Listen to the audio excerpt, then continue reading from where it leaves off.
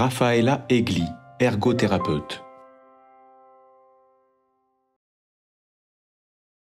Les aides techniques, c'est des objets du quotidien qui permettent de faciliter la vie des personnes en situation de handicap ou leurs aidants. Il y a des aides techniques que tout le monde connaît, alors le lit médicalisé, le fauteuil roulant, donc ça fait partie des aides techniques, mais ça peut être aussi un enfile-chaussette, ça peut être un logiciel qui peut être utile pour allumer une lumière à distance, des rampes pour compenser un seuil, si on est en déambulateur ou en fauteuil roulant, il y a un tout petit seuil, ça bute, donc on met en place des rampes d'accès, ça peut être des cartes à jouer qui sont grossies, des ciseaux qui ont une préhension différente pour pouvoir découper plus facilement, une balance qui est parlante en fait. 375 grammes. Donc des aides techniques, il y en a énormément qui existent et c'est quelque chose qui est personnalisé et personnalisable et c'est pas parce que la voisine a aussi le même handicap que moi qu'on aura toutes les deux la même aide technique, parce que chaque handicap a des répercussions différentes en fonction de la personne et de son environnement.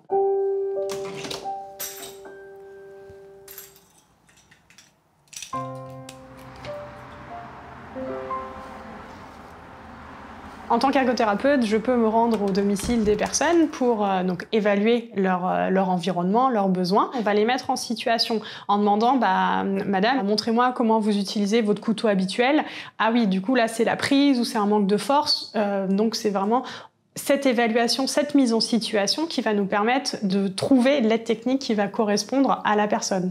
On fait des essais, on voit si ça convient, on essaie de laisser l'aide technique sur plusieurs jours pour qu'elle puisse vraiment le tester sur le long cours. Et après, on accompagne les personnes jusqu'à la prise en main, donc de bien l'utiliser, de savoir l'utiliser dans son quotidien.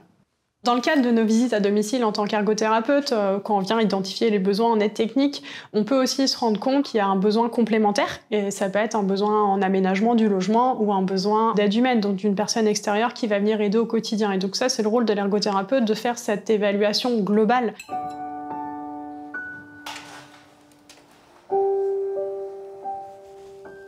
Si vous êtes en situation de handicap, on sait très bien que la recherche d'aide financière, c'est compliqué, ça peut être compliqué. Et nous, les ergothérapeutes, avec nos collègues travailleurs sociaux, on peut vous aider à monter les dossiers de financement. Et des aides techniques, il en existe à tous les prix, et c'est pas forcément l'aide technique la plus chère qui va répondre le plus aux besoins d'une personne. Parfois, c'est la petite aide technique la moins chère qui va le plus répondre à la difficulté rencontrée.